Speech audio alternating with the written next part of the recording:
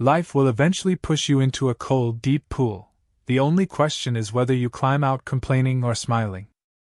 Welcome back to the show, everyone. I hope you're sitting down for this one, or maybe you're on a long drive, looking out at the horizon. Because today we are going to take a journey into the architecture of perspective. We are diving deep into a story that feels less like a novel and more like a mirror that reflects not just who we are, but who we could be if we just learned to see a little bit differently. We are talking about the book known as The Noticer, or in the Vietnamese translation, Do You Know Not Town and So Fan? The Small Things Create Destiny. And that title, The Small Things. It sounds cliché, doesn't it? We live in a world that tells us to ignore the small stuff. Don't sweat the small stuff, they say.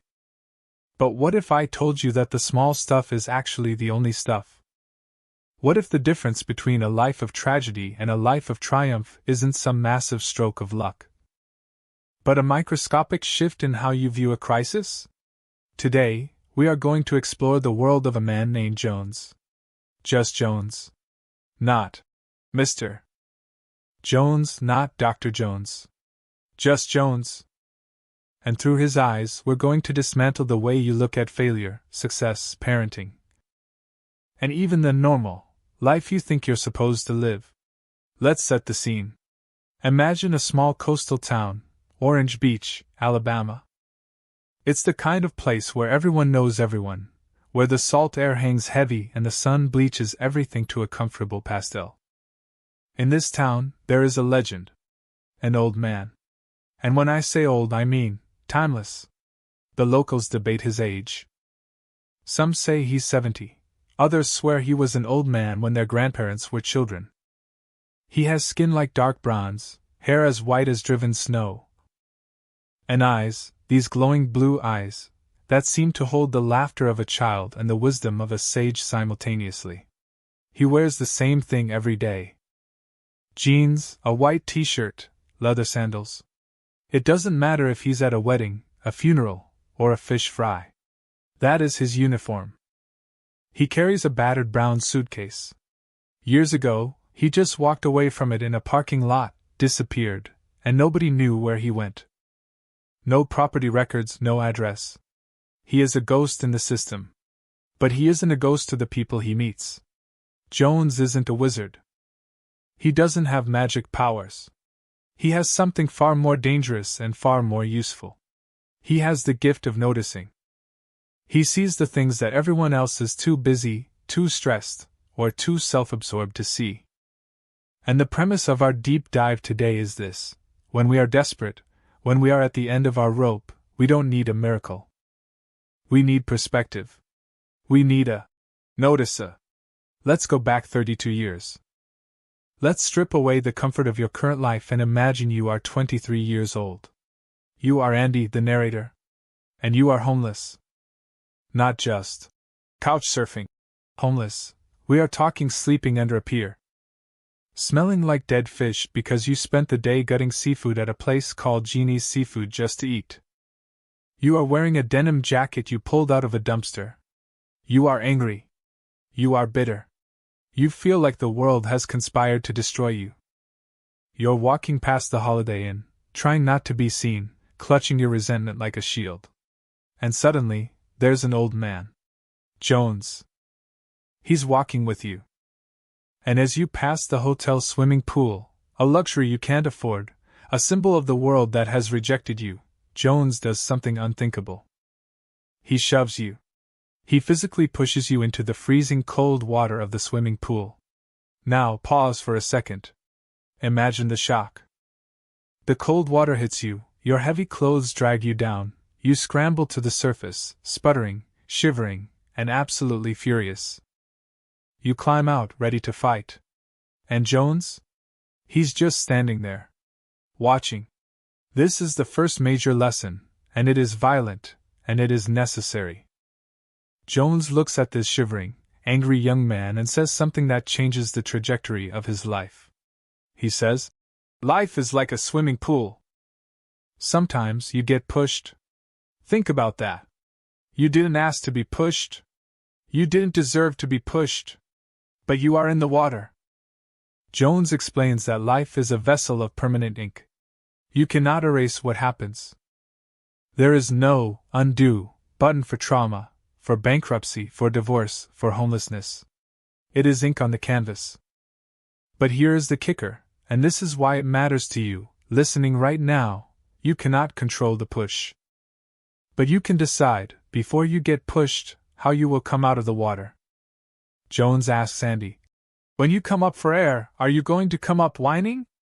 Crying? Blaming the person who pushed you? Or are you going to come up with a smile, looking around to see what you can learn, or who you can help? Most of us, when we hit a crisis, we waste years, literally years, asking, why me? We obsess over the push. Jones argues that the push is irrelevant. The push is gravity. It's inevitable. The destiny is shaped by the reaction. It's about having a predetermined response to adversity. If you wait until you're in the freezing water to decide how to act, you'll panic. You have to decide now that when the crisis comes, and it will come, you will emerge looking for perspective, not pity. And Jones drops another bomb on Andy during this encounter. He attacks the phrase, "Don't sweat the small stuff." Jones hates that phrase. He says, "It's all small stuff." But he doesn't mean it doesn't matter. He means the exact opposite. He means that the massive mountains in our lives are built from grains of sand. If you ignore the small choices, the tone of voice you use with your spouse, the $5 you spend on coffee instead of saving, the 5 minutes you waste in the morning, you are ignoring the very bricks that build your destiny. Fast forward. The story jumps to the present day. Andy is no longer homeless. He's a famous author. He's the guy who writes stories with principles. He has a brand. He has expectations. And guess what? He is miserable. He's sitting in his car outside a bookstore called Page and Palette in Fairhope, Alabama. He's late on a manuscript. He has writer's block. He describes it as being in a hole that he dug with his own creative shovel. The panic is rising like floodwater. He feels like a fraud because the world expects him to be wise, but he feels empty. He has the principles, but he has no story. And who taps on the window? Jones. After 5 years of silence, the old man appears. He's holding a bag of lemon bars. And he looks at Andy, successful, wealthy, famous Andy, and says, "You look worried. You don't need coffee." This brings us to the second massive concept, the trap of success and the management of emotion. Andy tries to fake a smile. He tries to use the pool lesson he learned years ago. But Jones sees right through it. The lesson here is about leading your emotions. Jones teaches us that we often let our emotions drive the car. We feel fear, so we act fearful. We feel anger, so we act angry. But true perspective, the noticer perspective, requires us to grab the wheel. You act your way into a new feeling. You don't feel your way into a new action. Jones showing up with lemon bars isn't just a snack, it's a disruption. He disrupts Andy's spiral of anxiety with a small act of presence. He reminds Andy that even when you are at the top of the mountain, you can still lose your way if you stop noticing the small things. But let's get out of Andy's head and look at a different kind of desperation. Let's talk about Baker Larson. Now this story hits hard for anyone who has ever felt the crushing weight of the American dream. Baker is a 37-year-old farmer. He drives a Ford F-150. He works from dawn till dusk. He is a good man. And he is completely, utterly ruined. We meet him driving like a maniac, rage boiling in his veins. It's his birthday, and he just got a foreclosure notice. He and his wife, Celie, have done everything right. They went to college. They got the loans. They bought the 4-bedroom house. They bought the new trucks. They lived a normal life. And because they lived a normal life, they are drowning in debt. They are over-leveraged. And then nature turns on him. A rainy spring rots the corn. A Hessian fly infestation destroys 58% of the wheat. And just when he thinks it can't get worse, a massive flock of starlings, thousands of blackbirds, descends on his field to eat the leftovers. Baker grabs a shotgun. He goes into the field, not to hunt, but to wage war on nature itself. He is screaming, firing into the air, a broken man. And there, standing in the middle of the field, catching a shotgun shell in midair with impossible grace, is Jones. The confrontation between Baker and Jones is, in my opinion, one of the most profound moments in this narrative. Baker yells, "I have too much to do to talk to you." And Jones says calmly, "Actually, you have nothing to do. Your crop is gone. Your way hasn't worked." This brings us to the philosophy of the extraordinary. Jones looks at Baker's life, the debt, the stress, the exhaustion, and he diagnoses the problem with one word: normal. Jones says, "You are suffering because you are normal." We are taught to crave normalcy. We want the normal house, the normal car, the normal career. But Jones flips the script. He points out that normal, in modern society, means being broke. Normal means being divorced. Normal means being stressed out of your mind. Normal means taking medication to sleep. Jones tells Baker, "If you do what everyone else does, you will only have what everyone else has. If you want a life that is extraordinary, if you want a marriage that actually works, if you want financial freedom, you have to be abnormal. You have to make choices that look crazy to the normal people."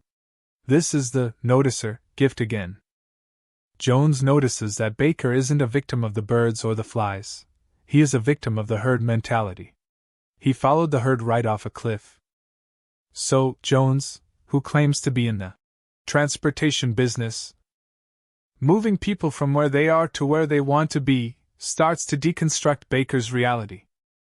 He forces Baker to admit that his grandfather died in prison and his father died of exhaustion. The normal path is a generational curse. To break it, Baker has to stop shooting at the birds and start changing his strategy. He has to stop sweating the big stuff, the economy, the weather, and start noticing the small stuff, his spending, his attitude, his choices. Now let's pivot. We've talked about the homeless kid and the bankrupt farmer. What about the successful, happy couple? Do they need a noticer? Enter Bart and Kelly Porter. They live in Fairhope. Bart is a financial analyst. They have money. They have a nice life. But they are attending a parenting seminar because they want to be better. They are seekers. They show up at the Grand Hotel to meet this parenting specialist they've heard about. They expect a guy in a suit with a PowerPoint presentation. Instead, they get Jones. In his jeans and flip-flops. Bart is skeptical. He's a numbers guy. He looks at this old drifter and thinks, this is a waste of time. But Jones does something incredible.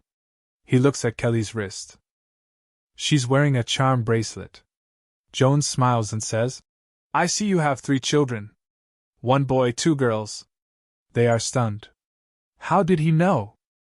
He points to the bracelet. 3 tiny shoes. 1 is a boy's sneaker, 2 are girls' shoes. It's such a small thing. A tiny detail. But Jones noticed it. He noticed what Kelly was proud of. And in that moment, he earned their trust. This is a lesson for all of us. Influence doesn't come from your title. It comes from your ability to see people. To notice the details that matter to them. But the real lesson for the Porters, and for every parent listening, happens on the pier. Jones takes them out to watch the sunset. He checks his watch. He says, "The sun will set at exactly 7:54 p.m. He talks about the sunset not as a beautiful event, but as a ticking clock. He says parenting is like a sunset. It is a window of opportunity that is rapidly closing. You cannot stop the sun from setting. You cannot stop your children from growing up." Jones argues that most parents are normal. They let the time slip by. They are busy. They are distracted. And suddenly, the sun is down. The kids are gone. The opportunity to influence them is over. He tells them that parenting is a sign of opportunity slipping through the fingers. It's terrifying, isn't it? But it's also empowering. Because if you know the sun is setting, you stop looking at your phone. You stop worrying about the emails. You watch the sunset. You engage. You notice. This leads into our final segment, and this is where things get really philosophical. This is the second meeting on the pier, where the group expands. We are introduced to Christy Haynes. She's a photographer, a pastor's wife. She has a gift of noticing. 2. She takes photos without artificial light, capturing the raw truth of people. But she's broke. Her business is failing. She joins the group. And we also have the narrator, Andy, and his wife Polly joining in. Jones does his disappearing act, literally vanishing into the night, leaving behind Meyer lemon seeds on the bench. A small token. A seed. The metaphor is obvious but powerful. Wisdom is a seed. It looks like nothing. It's tiny. But if you plant it, if you nurture it, it becomes a tree that bears fruit for generations. And he keeps that seed. It's his anchor. But let's talk about the Jubilee. While they are waiting for Jones, they talk about a local phenomenon called the Jubilee. In Mobile Bay, sometimes, in the middle of the night, the oxygen levels in the water drop, and all the bottom dwellers, crabs, shrimp, flounder, rush to the shore, sluggish and easy to catch. It's a bounty. It's free food. But you can't schedule it. You can't buy a ticket for it. You just have to be there. You have to be awake. You have to be walking the shore when everyone else is asleep. This is the metaphor for grace. Jones teaches them the philosophy of keep walking, or buik teep. When life gets hard, when you don't know what to do, when the oxygen runs out. Most people freeze. They sit down. They give up. But the person who keeps walking, even when they don't know the destination, is the one who stumbles upon the Jubilee. They are the one who finds the miracle. You cannot find the answer if you are standing still. Action, even imperfect action, is better than paralysis. And finally, Jones sits them down for the master class. He has 5 chairs set up perfectly. He knew exactly who was coming. He asks them about parenting again. Kelly reads a list. They have written down 20 desired results for their children. They want their kids to be wise, grateful, financially savvy, humble, creative. It's a beautiful list. But Jones stops them at item number 7. Good morals. He looks at them and says, "This is too vague." And this is where we reach the crux of Jones's philosophy on success, whether in business or family. You cannot hit a target that you have not defined. He tells them. A principled process, one that yields the desired result every time, can only be created once the desired result is clearly defined. Saying you want your kid to have good morals is like saying you want to be healthy. It means nothing. Does it mean they don't steal? Does it mean they tell the truth? Does it mean they are sexually pure? Does it mean they are charitable? If you don't define it, you can't teach it. You are just hoping for the best. And as Jones reminded Baker Larson, hope is not a strategy. Normal is not a strategy. Jones is setting them up for a massive distinction, the difference between integrity and character. The text we are exploring today leaves us right on this cliffhanger, but the implication is seismic. We often confuse the two. We think if we are good people, we have character. But Jones is pushing them to see that without specific definitions, without a notice's eye on our own values, we are just drifting. We are letting the culture define good for us. And the culture's definition of good is usually just normal. And remember, normal is broke. Normal is exhausted. Normal is a divorce lawyer and a foreclosure notice. So, why does all of this matter? Why spend 30 minutes talking about a fictional old man with blue eyes and a suitcase? Because you are in the story? Maybe you are Andy, shivering in the pool of a crisis, angry that you got pushed. Jones is telling you, asterisk, the push happened. How are you going to get out? Asterisk. Maybe you are Baker Larson, driving a truck you can't afford, stressed about a job you hate. Chasing a version of success that is actually killing you. Jones is telling you, asterisk, stop being normal. Step off the treadmill. Look at the small things you are ignoring. Asterisk. Maybe you are the Porters, watching your kids grow up and fast forward, thinking you have all the time in the world. Jones is checking his watch. Asterisk, the sun sets at 7:54. Don't miss the show. Asterisk. Or maybe you are Christy, talented but struggling, waiting for a breakthrough. Jones is telling you, asterisk, keep walking. The Jubilee is coming, but only for those who are on the shore. Asterisk. The book is called The Noticer. The premise is simple: we all share the same world. We all breathe the same air. We all face the same tragedies. The difference, the only difference, is what we choose to notice. Are you noticing the obstacles? Or are you noticing the opportunities? Are you noticing what you've lost? Or are you noticing what you still have left to plant? Jones leaves us with that lemon seed. It's small. It's easily lost. You could sweep it up and throw it in the trash without thinking. But inside that tiny, insignificant seed is an entire tree. Inside that tree are thousands of lemons. Inside those lemons are thousands more seeds. An entire forest is hidden in a single, small thing. That is the message. The small things create destiny. So, as you go about your day today, I challenge you. Be a noticer. Look at your spouse differently. Look at your bank account differently. Look at your crisis differently. Don't ask, why is this happening? Ask, what does this mean, and how can I use it? Because the sun is setting. The water is rising. And you have a choice to make about how you're going to swim. Thanks for listening. Keep walking.